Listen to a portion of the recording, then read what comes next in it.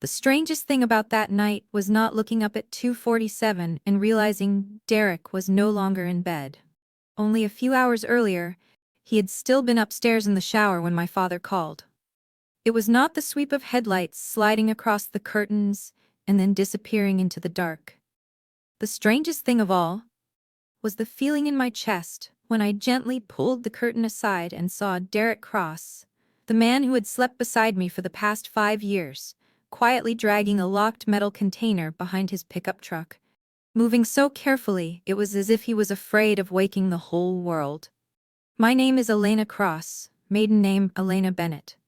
And before that night, I still believed my marriage was only going through a cold season, that any distance between two people could still be repaired. But some instincts do not come to frighten us.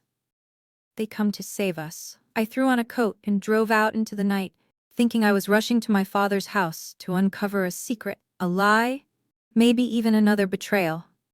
I did not know that before the night was over, I would be standing near the river, watching my husband do something no wife should ever have to see. When Derek looked around and then used both hands to shove the container into the water, I froze where I stood. Because just before it sank completely, a muffled, desperate pounding came from inside. If you are listening to this story, please stay with me until the very end.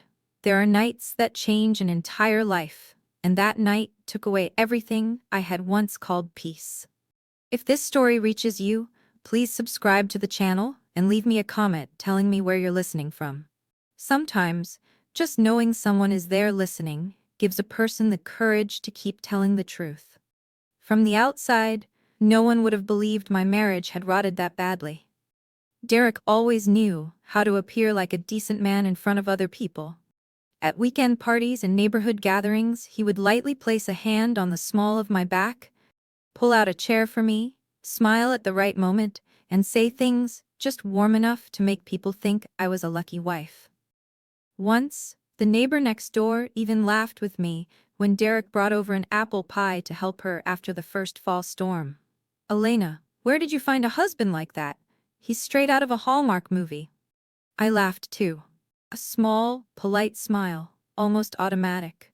Because back then, even I did not yet know when the gentleman standing on the porch had started becoming someone else behind the door of our own home. Nothing shattered all at once. It cracked in tiny lines, so quietly that if you were not living in that house every day, maybe even I would not have noticed. Derek started coming home later, but not the kind of late that makes someone angry right away. It was just those short messages, sent at 7 in the evening, then 8:30, then close to 10 at night. Still at the office. A client kept me. "Go ahead and sleep without me." Those clipped little texts were not wrong, not enough to start a fight over, but they were no longer the voice of the man who used to call me just to ask whether I wanted salmon or pasta for dinner that night. Then there was the phone. Derek used to leave it on the kitchen table beside his coffee mug, and even when he showered, he never bothered taking it with him. But about 3 months earlier, he changed the passcode. Every time the screen lit up, his hand almost immediately flipped it face down. Once, I walked into the living room just as his phone started ringing, and Derek jumped so hard he knocked over his glass of water. I stopped short. He looked at me as if I were the one who had just done something wrong. "Do you need something?" he asked, his voice sharper than it needed to be. "No," I said. "I was just going to ask if you were having dinner at home." He did not answer right away. He bent down, picked up the phone, stared at the dark screen for a few seconds, and only then said, "I don't like people standing behind me like that." I apologized, even though inside I felt strangely empty, not because I thought I had done anything wrong, but because I had started getting into the habit of clearing the path for his irritation to pass as quickly as possible. That is the saddest thing in a marriage that is coming apart. Not the big fights, but the moment a woman starts making herself smaller just to keep the house quiet.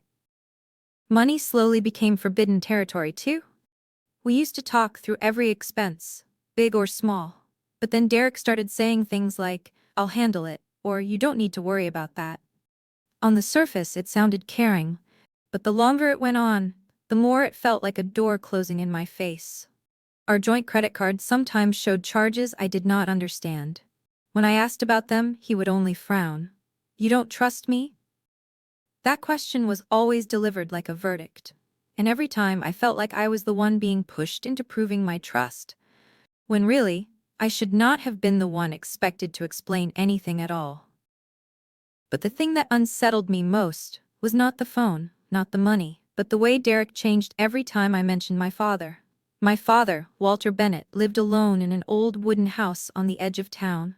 He was the kind of man who hated bothering anyone, fixed everything himself, cut his own grass, changed his own light bulbs, and always called me on Sunday morning just to ask if I had eaten breakfast yet. For years, Derek had been polite enough with him, not close but never openly cold. Then suddenly, all I had to say was, "I'm stopping by my dad's this weekend." And his face would stiffen, as if I had touched something deep and very dark inside him.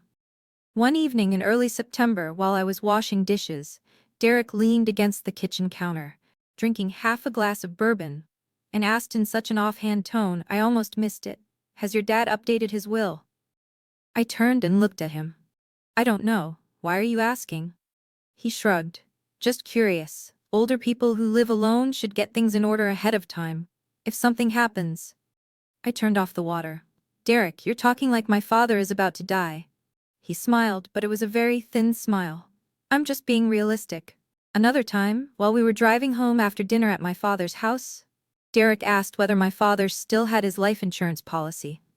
I remember that moment clearly, because outside the window, the rows of pine trees were black in the dark, and both my hands were gripping a paper napkin in my lap.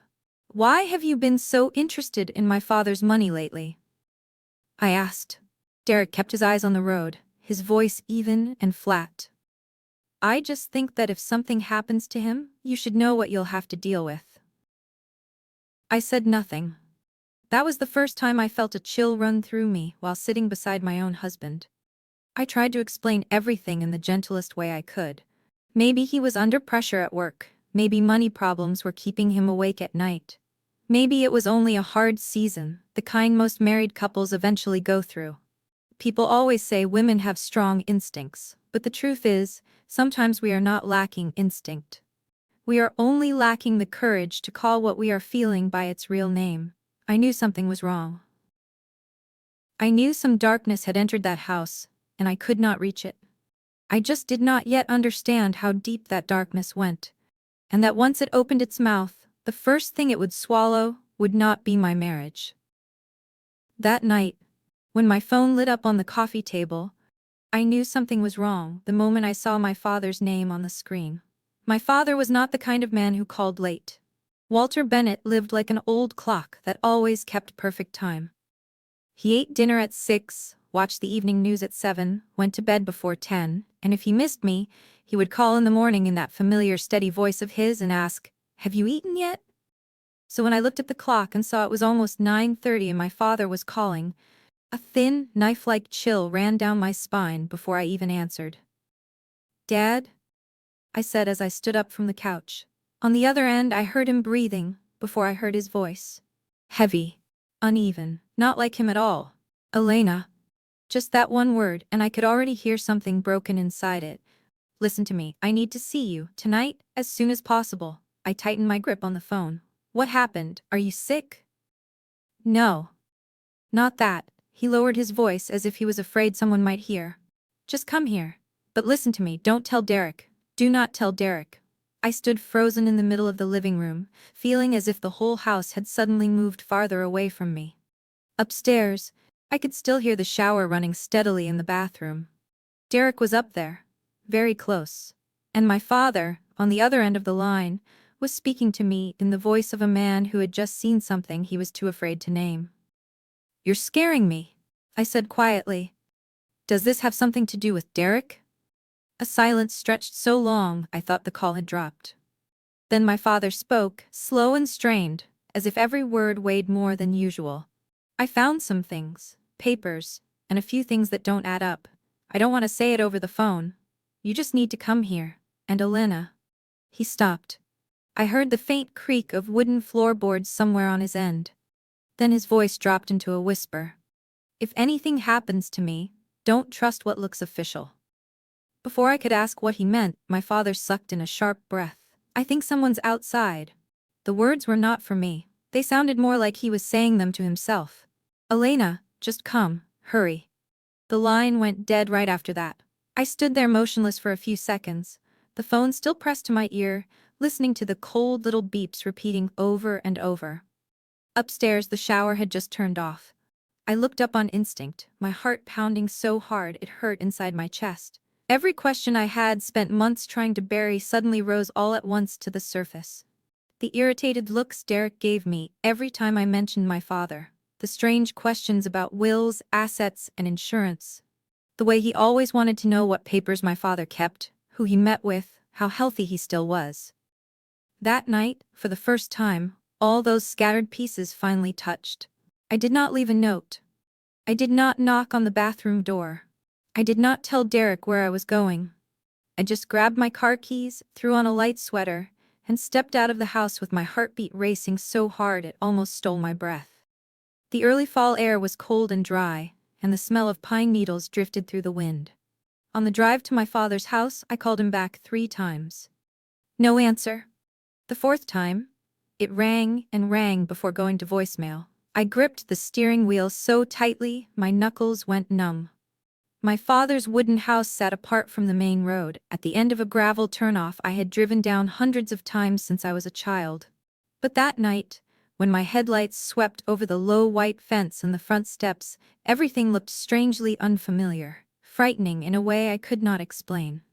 The back door was open, not cracked, wide open, as if someone had left in too much of a hurry, or had no intention of coming back to shut it. I turned off the engine without realizing I had been holding my breath. "Dad?" I called out as soon as I stepped out of the car. No answer. Only the sound of the back door lightly tapping the wooden frame with each gust of wind. I hurried across the porch, my palm ice cold when it touched the doorknob. Inside, it was pitch dark. The first smell that hit me was not smoke or liquor, but the smell of old wood dust that had been stirred up and disturbed. I reached for the light switch. The yellow light snapped on, and the familiar kitchen came into view in a kind of chaos that nearly made my legs give out beneath me. A chair lay tipped sideways. A drawer was hanging open. A broken drinking glass lay near the table leg. And on the floor near the threshold to the hallway were my father's reading glasses, the left lens cracked clean through under the light. "Dad?" My voice had dropped to almost nothing, as if some instinct was already warning me this house was no longer safe enough for shouting. I took 2 more steps, and then stopped short. In the fireplace in the living room, among the embers still glowing faintly red, was the corner of a paper that had not fully burned. The edge was curled and blackened, but there was still enough left for me to make out a typed line, and below it, the ink of a half-burned signature. I do not know why, but I immediately remembered my father's last words. "Don't trust what looks official." A slow chill slipped through every bone in my body. I turned and looked around the empty house, and for the first time in my life, I understood that there are moments when fear does not need to scream. Then I heard it, the faint grind of tires somewhere beyond the trees, down near the river access road behind my father's property. Every nerve in my body tightened at once. I ran back through the kitchen, out into the cold, and followed the sound toward the dock with my phone already shaking in my hand. As I got closer, I saw the outline of Derek beside his pickup truck. He was alone, moving fast now, dragging a heavy metal container toward the edge of the dock. I ducked behind a cluster of brush and called 911, my voice barely working as I whispered my father's address, the river access point, and Derek's name. Before I could even finish explaining, Derek shoved the container into the water. Just before it sank, a muffled pounding came from inside. I do not remember whether I screamed or not. I only remember the dispatcher telling me officers were already on the way, and the flashing lights arriving what felt like both too late and just in time. I do not remember how many steps I stumbled backward when the rescue team threw the last chain over the lip of the container and dragged it scraping onto the cold, wet dock. I only remember the sound of it. The screech of metal grinding against stone, heavy and sharp, as if what they were hauling up from the water was not a container at all, but the nightmare itself being forced into view under the flashing red and blue lights. A police officer motioned for me to step back, but my legs locked in place. My whole body was shaking so badly I had to wrap both arms around myself just to stay standing. "Cut the lock," someone shouted. A man dropped to one knee and forced the latch open with a tool. The metal snapped with a dry crack. The moment the lid was lifted, the whole dock seemed to fall silent. Then one of the rescue workers muttered a curse under his breath, quick and low, as if he could not stop himself. I stepped forward on instinct, and my world collapsed. My father, Walter Bennett, lay curled inside, both wrists bound tightly, his dark shirt clinging to him, his wet hair plastered to his forehead. His face was so pale it looked almost gray beneath the lights, his lips tinged purple, dried blood smeared at one temple. There are moments in life when a person cannot scream, cannot cry, cannot even breathe. There is only a vast hollow opening in the middle of your chest, and you stand there helpless, looking at the man who once carried you through fevers, the man who held your hand on your first day of school, now lying in front of you as if just a few minutes more would have been enough for him to disappear from this world forever. "He's got a pulse," someone called out. Everything after that happened too fast. Cutting the ties, oxygen, gloves. Short, sharp commands. One person pressed on my father's chest, while another turned his head to the side. Water spilled from his mouth as the rescue workers fought to keep him breathing on the dock. I heard a sound tear out of me, strange and raw, like something being ripped from flesh. A hand gripped my shoulder from behind, but I did not know whose it was. I only knew I was calling over and over, "Dad, Dad, Dad, I'm here." Then my father coughed violently. A short convulsion ran through his body before his chest began rising and falling again, weak but real. One of the rescue workers looked up, his voice urgent but carrying a flicker of hope. "Get the stretcher. Now." I walked beside them as they rolled him into the ambulance, my hand lifting again and again, only to fall back because I was afraid touching him anywhere would hurt him more. Just before the ambulance doors closed, a woman in uniform turned to me and asked, "Are you family?" I could only nod. "Come with us, but you need to stay calm." Calm. I heard the word as if it belonged to some foreign language. I climbed into the ambulance, pressed myself against the seat, and never took my eyes off my father's face as the siren carried us into the night. At the hospital, the white lights made everything feel even colder. They pushed my father through the double doors into the emergency unit, and I was stopped outside with a clipboard and a string of questions I answered like a machine. Name? Age? Medical history? Medications? Emergency contact. I do not know how long I sat in that waiting room. At one point, a nurse brought me a paper cup of water. At another, a police officer asked me again about the truck, the time, what exactly I had seen at the dock. I answered, but my mind felt wrapped in thick fog. Only one thing remained brutally clear.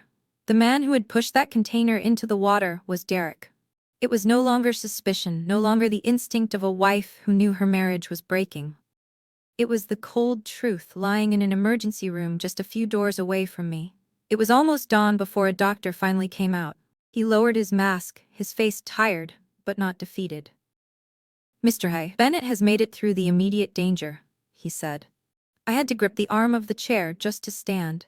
"He has head trauma, oxygen deprivation, and signs of a severe concussion. We have stabilized the near drowning, but the next few days are still very important." "Will he wake up?" I asked, my throat dry and burning. "We hope so, but you should prepare yourself." The doctor paused, choosing his words carefully. "Cases like this often leave neurological effects. He may be confused, disoriented, and it is also possible he will not clearly remember what happened before the attack." I stared at him as if I had just missed a step in the dark. "You mean, my father may not remember who did this to him?" He did not answer right away. He only gave a small nod. When they finally let me see my father in recovery, he lay still beneath the steady beeping of machines, his head wrapped in white bandages, an IV running into his arm. The hand that had once hammered nails, sawed wood, and fixed everything around the house for me now looked so cold and fragile it hurt to look at it. I sat down and took his hand as gently as I could. After a very long time, his eyelids twitched. I held my breath and leaned closer. His eyes opened, unfocused at first, drifting across the ceiling before settling on my face. I waited for a sign of recognition. A squeeze of the hand, my name, anything at all. But my father looked at me the way a person looks at a stranger who has wandered into a dream by mistake. His lips moved faintly. I had to lean down very close to catch the whisper, so thin it almost broke apart. "Who are you?" I do not know how long I sat beside my father's bed after that question. Maybe a few minutes, maybe a whole lifetime. I was still holding his hand, but it felt as if I were trying to keep hold of a thread that had just snapped loose from my fingers. I wanted to cry, wanted to call the doctor back in, wanted someone to explain how a father could forget his only daughter in a single night. But in the end, I only breathed in slowly, stroked the back of his hand, and said, very softly, the way you would soothe a child waking from a nightmare, "I'm Elena. I'm your daughter." He looked at me a little longer, his eyes still clouded with medication and pain. Something passed through his gaze, a tiny flicker of recognition, or maybe only the instinct that this voice was not unfamiliar. Then his eyelids drifted shut again. The hand in mine loosened. The heart monitor kept beeping in the cold room, and I realized I was now facing another truth almost as terrifying as what had happened at the river. My father had survived, but his memory might not be able to save me. That was when I first met Naomi Reeves in daylight. The sun was already high beyond the hospital corridor windows when she walked toward me with a slim file folder in one hand and a stride that was quick, steady, and unshowy, yet somehow made people move aside without thinking.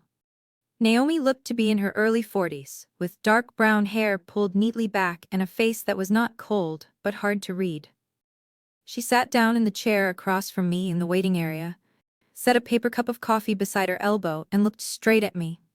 "The doctors say Mr. Bennett will need time," she began, "and as for the memory loss, we do not yet know how long the effects may last." I nodded, my eyes still fixed on the recovery room door. "But I know who did this." Naomi did not interrupt, she just sat there as if she wanted me to say all of it myself. "It was Derek." I turned to face her. "I saw him. I saw him dragging the container down to the river. I saw him shove it into the water." Naomi folded her hands together. "Elena, I believe you saw a man at the river, and I believe you sincerely think it was your husband. I do not think it was him." My voice came out harder than I intended. "I know it was. I understand." Naomi kept her tone low and even, not defensive at all. "But knowing something in your gut and proving it in court are two different things." It was dark. The distance was not close. There is no camera footage that clearly shows Derek's face. No video placing Derek Cross beside that container. I looked at her without blinking. "So you're telling me a man threw my father into a river, and I'm supposed to accept that maybe I saw the wrong face?" "I'm telling you that if I arrest Derek right now, based only on your statement, his attorney will tear this case apart before it even gets to a preliminary hearing." Naomi opened the file and slid several quickly printed crime scene photos toward me. "At your father's house, we found a man's shoe print near the back door. The size is about one size larger than Derek's. We also found unknown DNA on a piece of binding material and on the corner of your father's shirt." I lowered my eyes to the pictures, though all I really saw was the slow rise of nausea in my throat. "You mean somebody else was there? At least one other person?" She paused. "That does not take Derek out of this. If anything, it makes the situation worse." I looked up. "If Derek is involved, then there's a very strong chance he was not acting alone." She said it plainly, without softening it. "And if there was an accomplice, then this was not some impulsive act during a bad night. It was planned." A cold line slid down my spine. The word planned changed the color of everything. It turned the fear inside me from chaos into something sharp. Suddenly, Derek's questions about my father's will, insurance, and documents were no longer sick curiosity. They were the first dots in a straight line leading all the way to the container beneath the river. "He'll lie," I heard myself say. "He'll already have an answer ready." "Most likely." Naomi closed the file. "And at exactly noon today, he did." I turned to her sharply. "What?" "Derek Cross came into our office with his lawyer. For a second I thought I had heard her wrong. He's where? Not here. Naomi watched my reaction closely. He came in right on time, dressed neatly, answered just enough, and denied everything. The lawyer with him is Graham Bellamy. Not some cheap family lawyer who handles civil disputes. A criminal defense attorney who knows exactly how to make his client look like a misunderstood man. A short, sharp laugh escaped me, brittle as broken glass. Of course. Naomi took a sip of coffee that had already gone cold. Derek says the two of you argued last night. He says you have been under strain because you suspected him of having an affair, and that when you saw a pickup truck at the river, in your panic, you projected your husband's face onto the man who was there. I went still for a few seconds. Not because I was surprised, but because of the way he had moved ahead of me, smoothly and neatly enough to be terrifying. He also said, Naomi went on, her voice still calm enough to make my head ache, that you have shown signs of emotional instability over the past few months because of family stress, that your relationship with your father is overly close, making you hypersensitive to anything involving Mr. Bennett. In short, Derek is already beginning to build you into the image of a wife driven by emotion. I turned my head away, because if I had not, I might have thrown the chair across the hallway. Out in the corridor, someone pushed a medication cart past us. A baby cried somewhere far away. The hospital kept moving like any other normal morning, while my life was being twisted into something unrecognizable by a man I had once slept beside with only a few carefully prepared sentences. Do you believe him? I asked, still staring into the empty space ahead of me. Naomi answered immediately. No. I looked back at her. But my belief is not enough to charge anybody. She leaned back slightly in her chair. What I need is evidence that will hold up in court, under questions, under courtroom lights, and under the doubt of 12 strangers on a jury. I swallowed against the tightness in my throat. Then what am I supposed to do? You need to be extremely careful. Naomi looked at me with a steady, cutting gaze. The moment Derek showed up with a lawyer, instead of panicking and running, you should understand one thing. This man does not just know what he is doing. He prepared for the moment he might be discovered long before it ever happened. I left the hospital late that afternoon, carrying a kind of exhaustion so deep that even opening my car door felt difficult. Naomi had told me not to be alone if I could avoid it, but there was nowhere else that felt possible that night, and I convinced myself the locks, cameras, and patrol checks would be enough. Part of me still wanted to believe that if I stepped through that door, everything would return to some shape I recognized, even if it was only a false one. But the moment I walked into the bedroom and saw the empty space in Derek's side of the closet, and the dip still left in his pillow like the imprint of someone who had only just risen from it, I understood that I was no longer standing inside a marriage. I was standing inside the crime scene of a lie that had lasted far too long.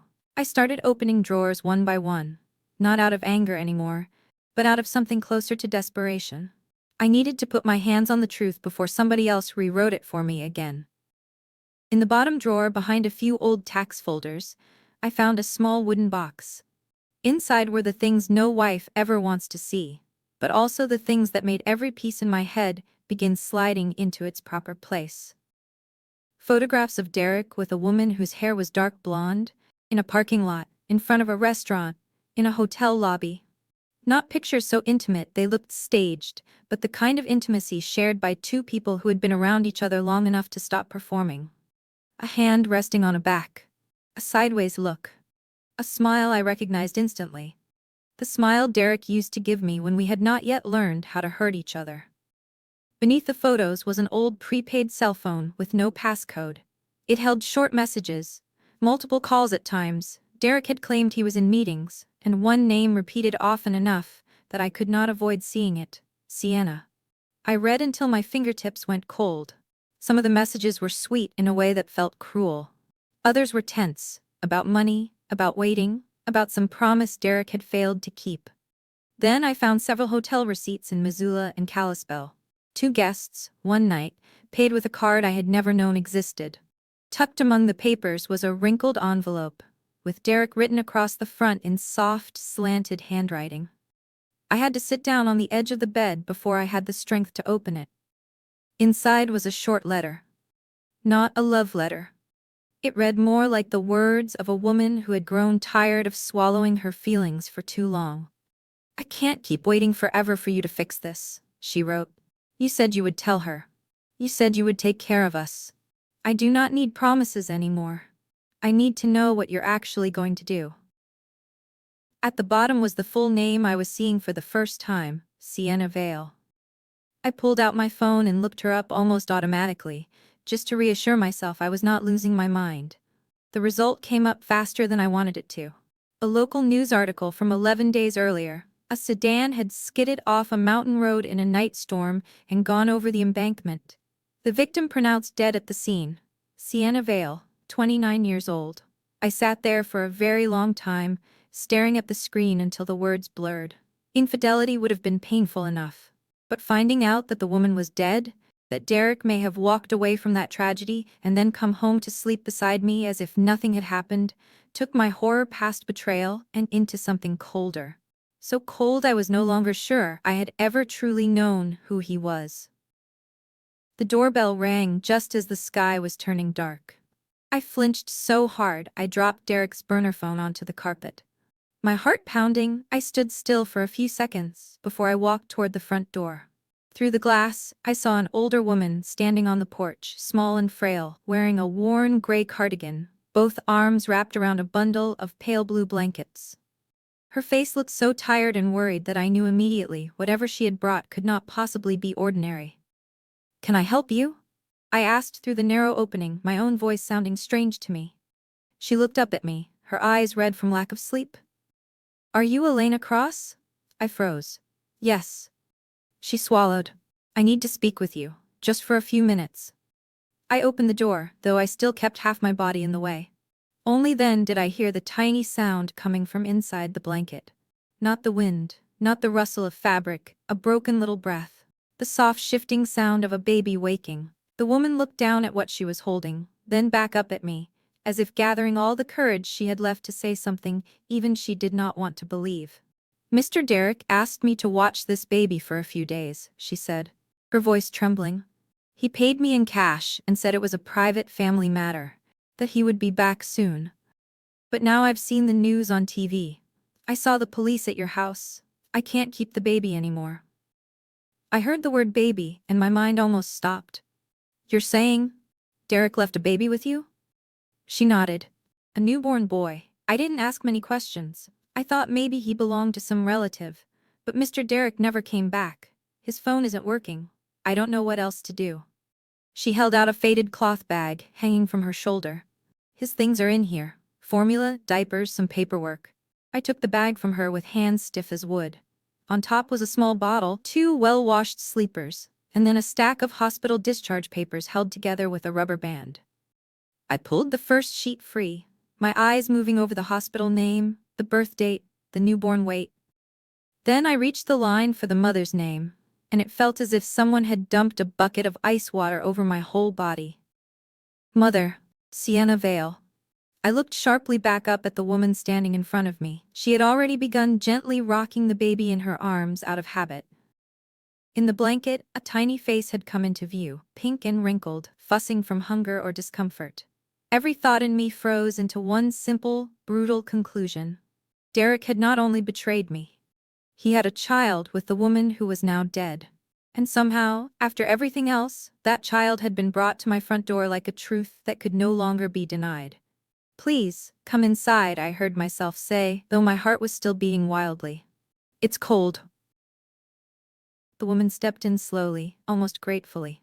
I closed the door behind her, unable to look away from the tiny face stirring inside those blankets. The baby was far too small to know who his father was, how his mother had died, or that the woman standing frozen in front of him had just discovered her life could still be broken one more time. He was only hungry, only cold, only in need of someone to pick him up the right way. "What's his name?" I asked. She shook her head. "Mr. Derek didn't say. And I don't see an official name listed in the paperwork yet." I bent down and looked at the baby again. His lashes fluttered faintly, and one tiny hand slipped free from the edge of the blanket before curling inward again, as if reaching for something in the air. A strange kind of grief rose in me then. Not for Derek, not for the marriage that was already dead. But for this little life. He had done nothing wrong. He had simply entered the world through the cruel choices of adults. I reached out with one finger and touched that tiny hand. It closed immediately around my fingertip. Weak but heartbreakingly real. "Micah," I whispered, not even sure whether I was speaking to the baby or to myself. "If you don't have a name yet, then we'll call you Micah." I barely slept that night. Micah woke twice, and each time, even one soft, hurried little breath from him was enough to jolt me upright from the couch, as if somebody had pounded on an invisible door inside my chest. The woman who had brought him over was named Lorraine. She stayed for more than an hour, showing me what formula Derek had left behind, how to warm the water, and how to hold a newborn tilted slightly so he would not choke. She did not know anything more than what she had already told me. Derek had paid in cash, told her not to call the police, promised to return before the weekend, then vanished. By the time she left, the house had gone quiet in a way that felt unnatural, not peaceful. It felt more like sitting in the wreckage after a storm and realizing the wind had only stopped, nothing had actually been saved. The next morning, I took Micah to the hospital before stopping by the sheriff's office. I had not planned on letting my father see the baby just yet, but when I stepped into his room, he was awake. The lost look in his eyes from the day before had softened a little, as if part of him had started finding its way back. He looked at me, then at the bundle in my arms, and gave the slightest frown. "Whose baby is that?" he asked, his voice still rough and thin from exhaustion. I pulled a chair close to the bed. "A baby, Dad. It's a long story." I meant to smile and make it lighter, but my mouth only trembled. My father looked at me for another few seconds, then shifted his gaze to Micah. The baby was fast asleep, lashes delicate as paper, one hand curled loosely over his chest. Something in my father's face softened when he looked at him, but just as quickly, his expression darkened, as if a heavy thought had brushed against him. "Where's Derek?" he asked. The question came naturally, but to me it felt like a knife pressing deeper into the truth. "I don't know yet," I said, "but the police are looking for him." My father turned his face toward the window. After a long silence he said, "I was wrong not to tell you sooner." I stared at him. "Do you remember now?" He gave a faint shake of his head. "Not all of it. It's just, I know I saw something I was not supposed to see." He closed his eyes for a few seconds, as if feeling his way through a dark room. Documents, signatures, something was wrong. He opened his eyes and looked at me again, and the regret on his face was painfully clear. I thought I had more time. I did not push him. The doctors had warned me that memory after a head injury could not be yanked open like a stuck drawer. Some things only broke more if you pulled too hard. I just nodded and rested my hand lightly on the blanket near his wrist. "I'm here now. Naomi called me the moment I left the hospital." Her voice over the phone was not loud, but it held a tension I recognized immediately. "I need to see you. There are a few things you need to look at in person." Naomi's office was at the end of the second-floor hallway in the county sheriff's building. It was not large, but it was so orderly that everything seemed placed there for a clear reason. I set Micah's portable bassinet on the empty chair beside her desk. Naomi glanced down at the baby, her expression briefly catching before settling back into its usual professional focus. Then she pulled a thick file toward her, opened it, and laid the papers in front of me one by one, as if she were placing the final cards on the table in a game I had not even realized I had been pulled into. "We have a preliminary financial review on Derek," Naomi said. "There's enough here to show he wasn't just lying to you. He was drowning." I looked down at the statements, the red numbers, the overlapping transfers, the minimum payments repeating like the pulse of a sick heart. Overdue credit cards, high-interest private loans, money poured into failed real estate deals outside Kalispell. And there among the mess were regular transfers, almost the same day every month, sent to a name I no longer wanted to see, Sienna Vale. "He was supporting her," I said, though I could not tell whether I was asking or confirming. Naomi nodded. "For almost a year, not large enough to jump out right away unless someone looked closely, but steady enough to show this was not a one-time mistake." She flipped to another page. After Sienna got pregnant, the spending increased. Around that same time, Derek's debt pressure got worse. I stared at the numbers and then looked up. But debt doesn't turn someone into a man who throws his father-in-law into a river. No, Naomi said. Debt doesn't turn anyone into a monster by itself. It only reveals what they already are. She pulled a gray file from the edge of her desk and set it in front of me. This is the part you need to brace yourself for. Inside were photocopies of legal documents. On the first page I saw my father's name, Walter Bennett. Beneath it were phrases both familiar and terrifying: durable power of attorney, property authority, beneficiary amendment. I read the first few lines and then my hands slowed. According to those papers, if my father ever became mentally incapacitated or too physically impaired to manage his affairs, the person authorized to act on his behalf, to manage, sell, transfer, access bank records, and control property, would be Derek Cross. I have never seen these before, I said, my voice dry. Because they're not valid. Naomi slid another sheet toward me. Or more accurately, they were made to look valid. I stared at my father's signature at the bottom of each page. If I had not spent my whole life seeing that signature on birthday cards, lumber receipts, and tuition checks, I might have missed it. It was very close. Too close. But the longer I looked, the more I could see something was wrong. The tail at the end of Bennett trembled slightly, too much. The curve in the W was stiffer than usual. It looked like my father's signature from a distance, but it did not have the living rhythm of his hand inside it. Naomi let the silence sit for a few seconds before she continued. We already had an expert do a preliminary review. Forged signature. Not the sloppy kind from somebody imitating it for the first time. Whoever did this practiced. How many documents are there? Enough to build a legal doorway. She opened another folder. Not just power over property. There's also a beneficiary adjustment tied to a small trust, access rights to a reserve account, and several records prepared so that if Mr. Bennett died or lost mental capacity, Derek could step in very quickly as the designated support person for financial management. My stomach twisted so hard it hurt. This wasn't spontaneous, I whispered. He planned all of this ahead of time. Yes. Naomi met my eyes. And that explains your father's call that night. I looked up, feeling something inside my head turn sharply and click into place. My father had told me not to trust anything that looked official. He had called me in the voice of a man who had just realized he had been placed inside a trap too dangerous to dismiss. He said he needed to see me immediately, and before he could explain over the phone, everything happened. Not because he had merely sensed danger, but because he had actually seen it. Held it in his hands, recognized his own signature on it, and known it was not his? My father found the forged documents, I said, almost only so I could hear myself admit it out loud. Naomi nodded. And it is very likely he confronted Derek, or at least made Derek realize he knew. If Walter Bennett died, Derek had a chance to fight for access to the assets. If he lived but lost cognitive function, Derek could still try to use those papers to wedge his way in. Even if it was later overturned, he would have had enough time to control the money, the house, the records. I looked down at my hands, clenched so tightly they had gone white. In the little bassinet, Micah shifted softly and went back to sleep, completely unaware that the adult world around him was being built out of greed, forged documents, and rotten promises.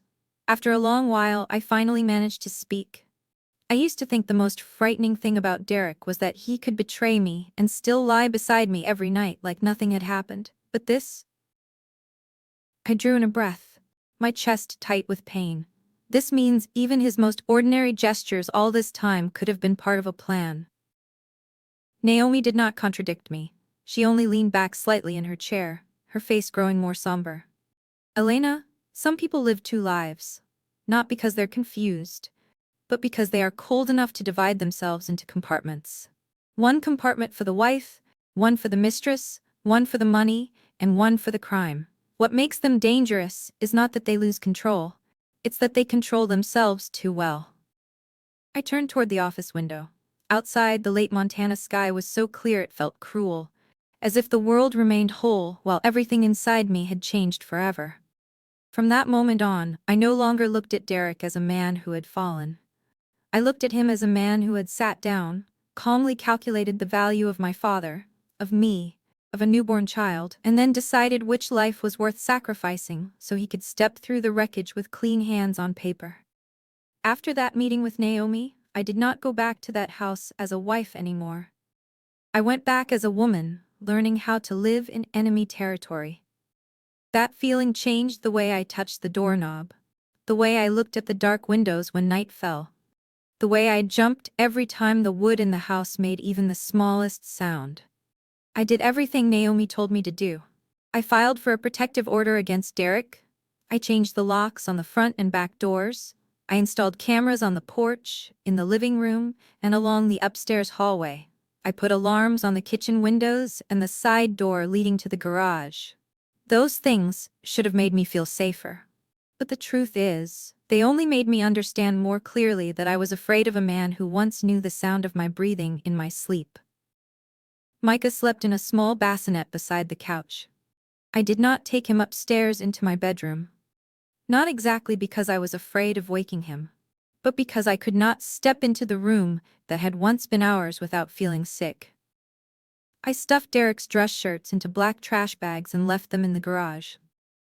I could not bear to throw them away yet, but I also could not let them keep hanging in that closet, as if that man still had a place in my life. 3 days later, my father was moved out of intensive care into a regular monitored room. He was still weak, still slipping in and out of fractured pieces of memory, but he recognized me clearly now. There were moments when he held my hand in silence, as if we both understood there were fears too large to say out loud, because once spoken, they might crowd the whole room. Naomi stopped by the hospital that afternoon and told me they still had not found Derek. His truck had not shown up anywhere familiar. His main phone was turned off. No new charges had appeared on his personal cards. But his attorney was still sending steady messages to the sheriff's office, saying his client was considering the appropriate time for further cooperation. I looked at Naomi over the rim of my paper coffee cup. What is he waiting for? He's waiting for us to make a mistake, waiting for you to panic, waiting for Mr. Bennett to remember something that hurts him. She rested a hand on the folder she had brought. A man like Derek doesn't step back because he's afraid. He steps back to calculate. That night, I got home later than usual. Micah had fallen asleep in the car seat, his tiny face soft beneath the yellow glow of the streetlights. I carried him inside, took off my coat, made a bottle, checked the locks once, then again, then a third time.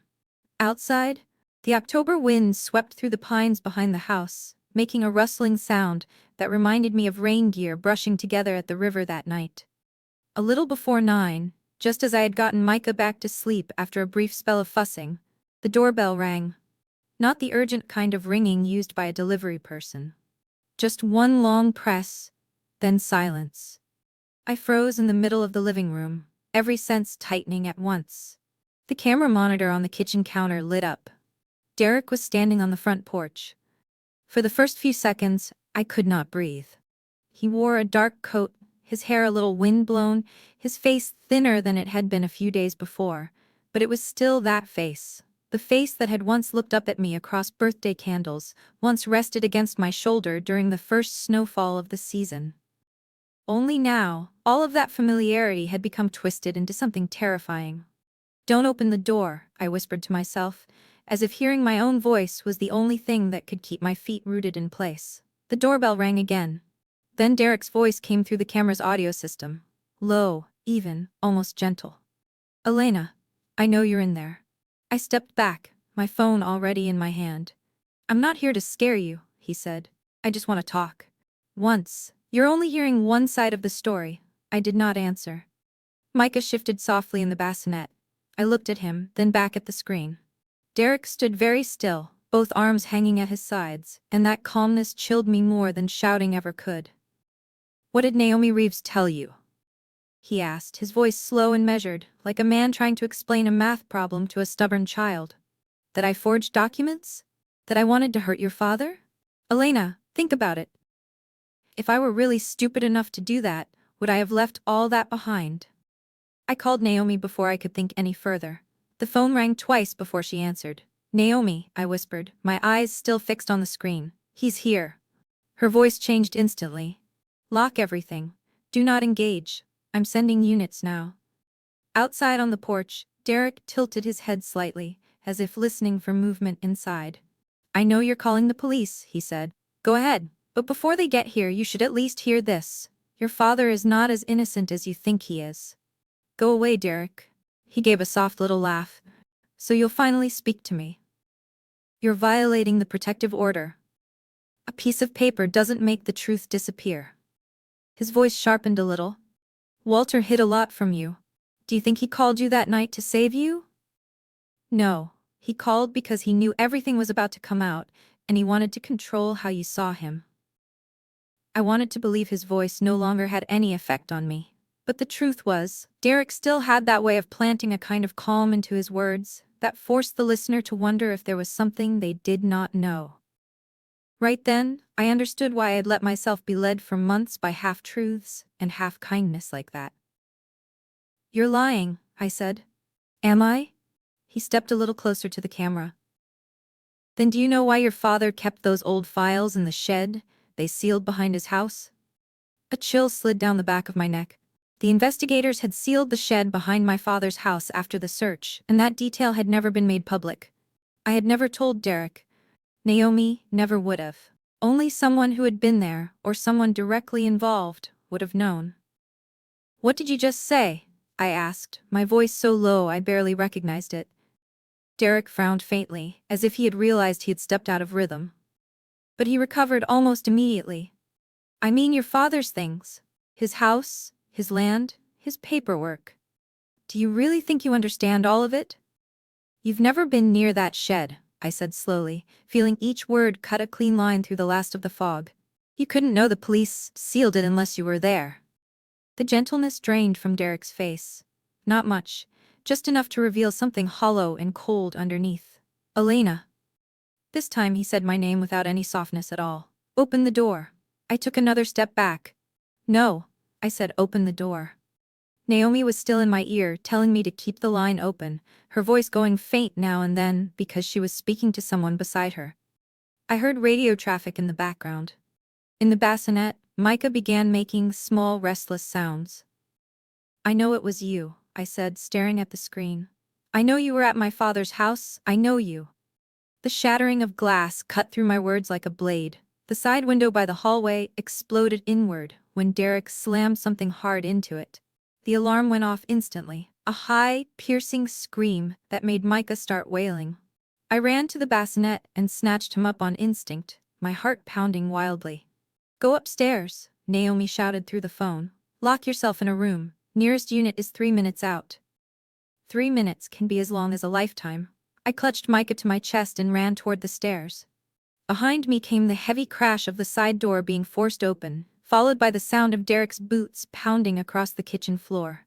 He did not call my name anymore. That silence was worse than any shouting. I bolted into the old bedroom, set Micah in the travel crib I had prepared, slammed the door, and shoved a low dresser against it. My hands were shaking so badly I almost dropped the phone. Downstairs, a door hit a wall somewhere. Then footsteps on the stairs. Fast, heavy, certain. You can't lock yourself in there forever. Derek's voice came from the hallway outside. Not loud, not hurried, only low and cold. We both know you're not good under pressure. I yanked open the bedside drawer, searching for anything I could use. All I found was a small lamp, a bottle of hand lotion, a few old papers. I grabbed the lamp. Outside, the doorknob started jerking violently. Derek, the police are on their way. Then you should open the door before they hear my version. A beat of silence. Or your father's. The door shook when he slammed his shoulder into it. Once. Then again. The dresser inside slid several inches. Behind me, Micah cried harder. I glanced back at him for only a second, and in that second, the door burst open. Derek came through it, his face stripped of every trace of the man who had stood on the porch a few minutes earlier. No smile, no polished courtesy. Only the cold fury of a man who had just decided that if he could not control the story, he would erase the storyteller. I swung the lamp at him. Derek dodged most of the blow, but it still clipped his shoulder. He cursed and lunged at me, seizing my wrist so hard pain shot up my arm. I jerked back, stumbling toward the doorway. Don't touch me! You made everything worse than it had to be. He tightened his grip. If you had just stayed quiet, none of this would have happened. I stared straight into his face. Were you going to kill me too? Something flashed in Derek's eyes, not hesitation, irritation. As if I had forced him to name the thing he was already doing. I tore my hand free, slipped past the edge of the doorway and ran into the hall. Derek came after me immediately. At the top of the stairs, he caught the back of my shirt and yanked hard, twisting me halfway around. I grabbed for the banister, but my hand slipped with sweat. Derek, stop. What did you find at your father's house? He growled. Where are the documents? I don't have anything for you. His face warped for one brief instant and then both hands landed on my shoulders. It was not the wild shove of a panicked man. It was a direct, steady force, deliberate. I felt my feet leave the floor before I had time to scream. My back hit the edge of the first step, and after that everything became jolts of pain and broken light. The alarm. Micah crying upstairs. Wood striking bone. By the time I came to rest at the bottom of the staircase, the whole house seemed to be tilting sideways. I tasted metal in my mouth, and somewhere very far away, I heard the front door slam open, and a man's voice yell, "Sheriff's office! Step away from her now!" I could not see clearly anymore. I only saw Derek's shape being dragged backward from the staircase, heard him thrashing and hissing curses through his teeth. Then the quick, brutal click of handcuffs locking shut. A gloved hand touched my shoulder gently. Someone was asking me my name. Someone was telling me not to move. I tried to open my eyes wider, tried to find Micah's crying through the noise, and when I heard a female deputy upstairs shout, "The baby is safe," I realized the first hot tear had already slipped down the side of my face. I woke up in the hospital with a deep ache running from my shoulder down to my hip, not sharp enough to make a person scream, but persistent enough that every movement reminded me my body had just been thrown down a staircase by the husband who once promised to protect me. Naomi came before the sky was fully light. She stood at the foot of my bed holding a cup of coffee gone cold, her face tired but still carrying that familiar hard edge she wore whenever a case crossed into a new stage. "Derek isn't getting out again," she said without preamble. "The footage from inside the house is clear, and he said too much before they cuffed him." I closed my eyes for 1 second, not out of relief, but because I knew from this point on, nothing would remain in the realm of fragments and suspicions. Things would have names now. Files. Statements. The kind of naked truth that leaves no road back. Micah was with Lorraine while I was in the hospital. My father had also been told Derek was under arrest. When Naomi said that, I only nodded. I no longer had the energy for a strong reaction to any news. But when she laid a thin file on my blanket and said, "We have the man who directly assaulted your father," I opened my eyes immediately. His name is Evan Mercer. The name meant nothing to me. No memory. No face. No link to my family or to Derek. I looked at Naomi and waited, but for once she did not continue immediately. That was rare. Naomi only hesitated when what came next would cut deeper than usual. "He was arrested this morning in Helena," she said slowly. "Between the DNA from your father's house, phone records, and a payment Derek funneled through an intermediary account, we got him. At first he claimed he had only been hired to intimidate an older man with money. But when we matched up the records..." Naomi looked directly at me. "Elena, this is going to be hard to hear." I pushed myself a little more upright even though my shoulder flared with pain. "Just tell me." Naomi slid an old certified copy toward me. The paper had yellowed with time. It was a birth record from a small county out of state. Mother's name, Lena Mercer. Father, blank. But clipped to it was a paternity test from years later, done during a child support action that had been withdrawn before conclusion. On the final line was the name that made the blood inside me seem to go still. Walter Bennett. I stared at the words until they began to blur. "No," I said softly. "That can't be right." "Evan Mercer is your father's biological son," Naomi said. "The relationship dates to before Mr. Bennett married your mother. According to the records, Evan's mother moved away very early. It looks like there may have been some private understanding between them, or maybe a whole story your family was never told." I pressed a hand to my forehead. trying to keep the room from tipping. My father, the careful, quiet man who had always made me believe his life was as simple as the splintered hands of an honest carpenter, had a whole part of his past that had never once reached me. But what turned me cold was not only the secret itself. It was the fact that Derek had found it before I did. He knew, I said. Naomi nodded. And he used it. She opened the phone records. There were messages between Derek and Evan going back months, at first brief and cautious, then increasingly familiar in the way two men grow close over a warped idea of justice. Derek had not introduced himself as Walter's son-in-law. He approached Evan under another story entirely, as a man who knew the past, knew the bitterness of a child raised without a father, and knew exactly what words to place before a man who had grown up feeling abandoned. He told Evan that Walter was a wealthy, irresponsible man, Naomi said. That he had built an entire comfortable life on silence and neglect. That he deserved to be scared. Derek told Evan he was also one of Walter's victims in a business matter, and that all it would take was enough pressure to force him to give in on his assets. A laugh came out of me, but it was not really laughter. Just a thin, broken sound. He turned my father into a target, and then turned his forgotten son into a weapon. Yes. I turned my face toward the window. Outside was a bright, painfully clear morning. The sunlight spread across the hospital parking lot, as if nothing in the world was dark enough to hold. I thought of my father in another room, still patching together his memory piece by piece.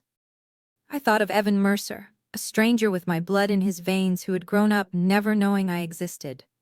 Then I thought of Derek, the man who had stepped into the emptiness between those lives and filled it with cruelty. Did Evan know? I asked. Did he know Walter was his biological father? He knew the name, Naomi said, but nothing more than that. He knew his mother had once spoken about a man who left. He knew there was a father, but he did not know who Walter Bennett had become, how he lived, or that he had a family. And he certainly did not know who you were. I closed my eyes. There was a strange kind of pain in that truth, one different from betrayal or assault. It felt like standing in a room full of mirrors and suddenly realizing there were whole pieces of life that should have belonged to your family years ago, but were pushed beyond reach by shame, time, and silence, only to return now in the form of tragedy. What did Evan say? I asked. Naomi was silent for a few seconds, as if she still wanted to give me one more breath to prepare, even though we both knew there was no preparing enough for something like this. He said Derek found him first, not the other way around. He said Derek fed him a twisted version of Walter's past, promised him money, promised him a chance to take back what should have been his. He said Derek never said the plan was to kill him. At least that's what Evan claims. But that night, things went far past the original excuse. I turned to look at her. When did he learn the truth?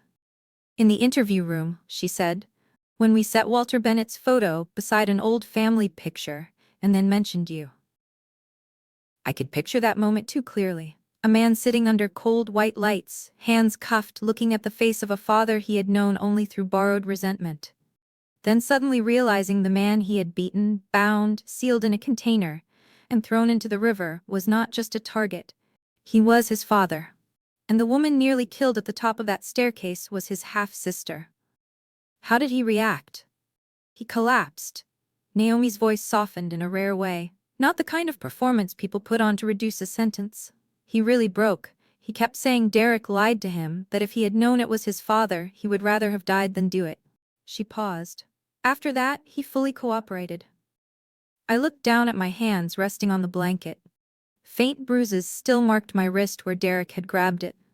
Everything in this case seemed to lead back to the same terrible truth. Derek did not create other people's fractures. He only found them, then pushed the blade into the weakest place. Did my father know about Evan? I asked, though I was not sure I was ready for any answer. Naomi shook her head slightly. We have not asked him yet. In his condition, I do not want to hit Mr. Bennett with another shock until we have to. But sooner or later, this will have to be said. I nodded, my throat burning.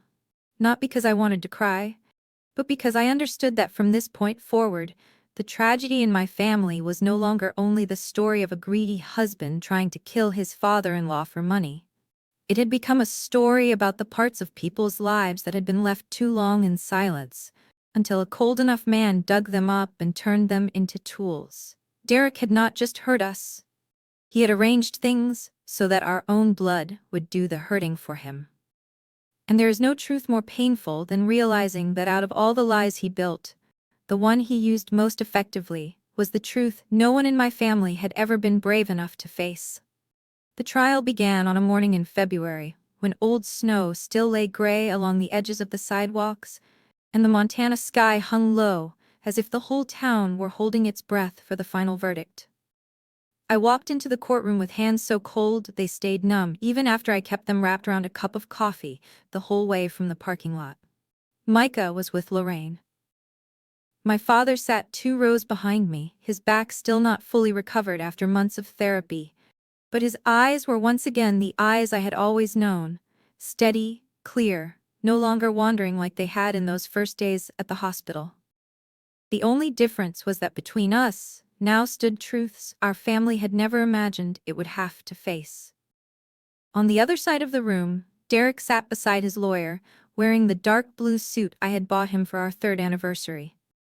I recognized it immediately, and that small, ridiculous detail made me feel sicker than hearing the prosecutor list out the charges one after another. Some people arrive at their own downfall still wearing the tidy appearance of someone headed to a dinner party. Derek was that kind of man. When he looked up at me, his face revealed almost nothing. No pleading, no remorse, no anger, only the cold vacancy of someone who still believed he was intelligent enough to survive anything. But this time, he was no longer hidden inside shadows and uncertainty. The prosecution had the camera footage from inside my house, clearly showing Derek charging at me in the upstairs hallway and pushing me down the stairs. They had the forensic report confirming the forged signatures on the power of attorney papers and property documents connected to my father. They had the financial records showing the pile of debt, the secret transfers, the payments to Sienna, and the trail of money leading to Evan. They had DNA proof that Micah was Derek's biological son. They had hospital records, messages, recorded statements, and above all, they had Evan Mercer. When Evan took the witness stand, the courtroom went so still I could hear the wooden bench beneath me creak faintly under my own weight.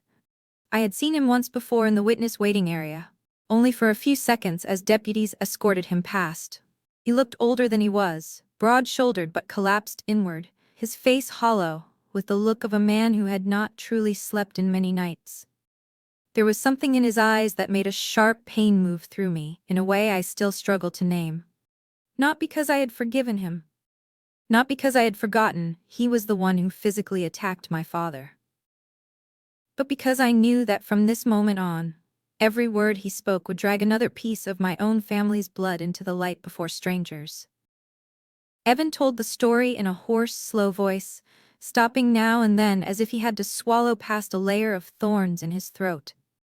He explained how Derek had approached him, how he had planted a warped story about Walter Bennett in his mind, how he had promised money, and how he had promised a path to justice. When the prosecutor asked, "Did the defendant ever tell you Walter Bennett was your biological father?" Evan lifted his eyes toward the room, but I had the feeling he was not really looking at anyone. "No," he said. "If I had known, I never would have gone near that house." Derek's attorney tried exactly what Naomi had warned me about. He worked to tear that testimony apart, painting Evan as an opportunist, a man buying mercy with tears and a carefully polished story. But some truths do not need a beautiful voice in order to sound real. They only need to stay standing under the light long enough. Evan never tried to turn himself into a victim. He did not excuse what he had done. He only repeated, clearly and steadily, that Derek knew exactly what he was exploiting and exactly whom he was exploiting. When it was my turn, my legs shook through the first few steps to the witness stand. But once I sat down and looked across the room at Derek, something strange happened. The fear did not disappear, but it no longer controlled my voice. I told them about the night at the river, about the container, about the desperate pounding from inside it, about seeing my father beneath the rescue lights and river water. Then I told them about the night Derek came back to the house, about his falsely gentle voice outside the door, about the detail he accidentally revealed concerning the shed behind my father's house, and about the push at the staircase. When the prosecution played the camera footage, I did not look up at the screen. I looked down at my own hands, resting on the wood of the witness stand, and listened to the breathing in the courtroom change when my body disappeared out of frame, followed by Micah's cries echoing down from upstairs through the audio captured by the camera. The sentence was handed down at the end of the third day. The specific terms, the statutes, the charges stacking on top of one another. Everything landed in that room like heavy stones, dry and final. Derek was convicted on multiple counts: conspiracy, forgery of legal documents, aggravated assault, intent to cause serious bodily harm, and offenses tied directly to what had been done to my father. I do not remember exactly how long I sat there without moving after the judge finished reading. I only remember the sound of the handcuffs closing around Derek's wrists, and the moment he turned his head to look at me one last time. The cold confidence was gone now, the look of a man who believed he could always control the room. All that remained was an ugly emptiness where greed had lived too long and eaten away everything else. But justice did not truly arrive in the moment the sentence was spoken.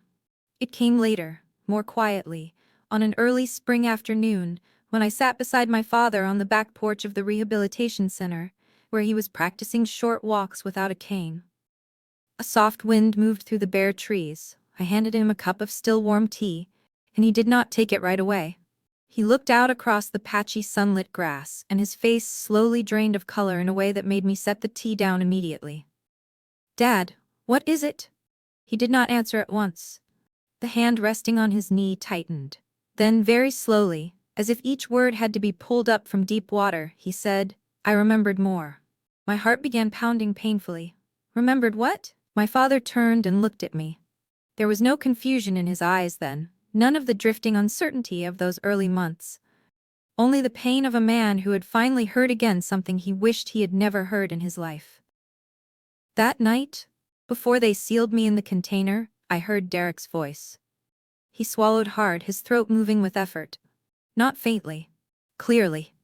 He was standing near the truck, he said. My father stopped and his hand trembled slightly. I touched his wrist, not to push him, only to stay there with him until he had enough strength to continue. Then he whispered, "Finish it. Don't let him come back from this." In that moment, every sound around me seemed to fall away. Not because I was surprised. Deep down, perhaps I had known it all along. But knowing something through instinct and hearing it return from my father's own memory are two different pains. One belongs to suspicion. The other belongs to confirmation. I looked at my father, at the face that had once been bluish and nearly lifeless inside that metal container, at the same man who had once stared at me in a hospital room and asked who I was. And I felt something inside me finally grow still. Not because every wound had healed, but because the truth, after everything, had nowhere left to hide. Some wounds never disappear completely. But time teaches you how to live, without fearing them, every minute of the day. Looking back on all of it now, what I am most grateful for is not that the man who did evil finally paid for it. It is that after all the loss, I still had my father, I still had a home where love could survive, and I still had enough courage left to tell this story. If you have stayed with me through these final lines, thank you with all my heart. Please subscribe to the channel if you wanted to keep walking with me through the stories still to come. And if you'd like, leave me a comment telling me what city you're listening from, or whether you have ever had to learn how to stand back up after a betrayal of your own.